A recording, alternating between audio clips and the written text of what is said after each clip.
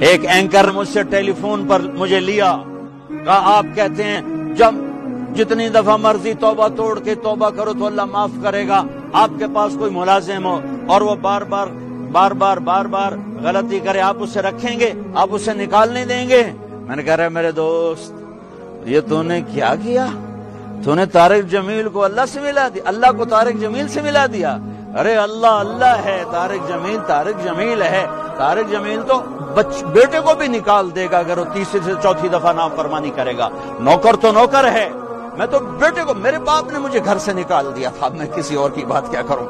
یہ تو مولوی بننا تھا، میرے گھر چو نکل جا۔ 23 نومبر 1972 ہفتے کا دن تھا، میرے باپ نے فرمایا اگر تو مولوی بننا میرے گھر چو نکل جا۔ ہمارا قدیم آبائی ذمہ دارہ سلسلہ ہے، اس میں مولوی بننا ایک گالی تھا۔ ان کا تو میرے گھروں نکل جا۔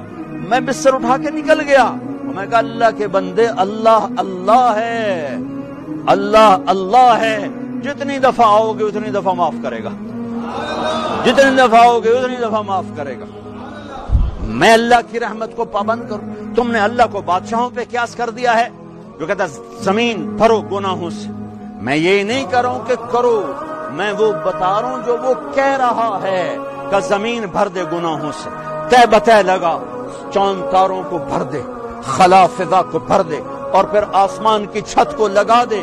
ساری دنیا کے انسان کہیں گے یہ دوزخی ہے، تو ایک دفعہ مجھے کہنا یا اللہ معاف کر، میں سارے معاف کروں گا، سارے معاف کروں گا۔ ہوگا مجھے کوئی پرواہ نہیں ہے، کوئی پرواہ نہیں۔ کیوں پرواہ نہیں؟ کہ میرے گناہوں سے اسے کیا فرق پڑتا ہے، میری نیکیوں سے اسے کیا فرق پڑتا ہے؟